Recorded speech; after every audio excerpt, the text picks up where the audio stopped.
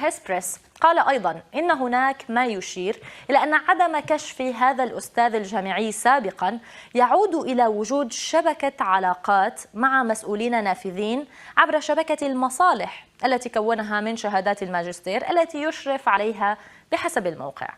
وكان الكشف عن شبكة تزوير الشهادات الجامعية جدد الاحتجاجات أمام البرلمان المغربي في سعي للحصول على حقوقهم المسلوبة ومحاسبة المتورطين بحسب وصف بيان صادر عن اللجنة والتنسيقية.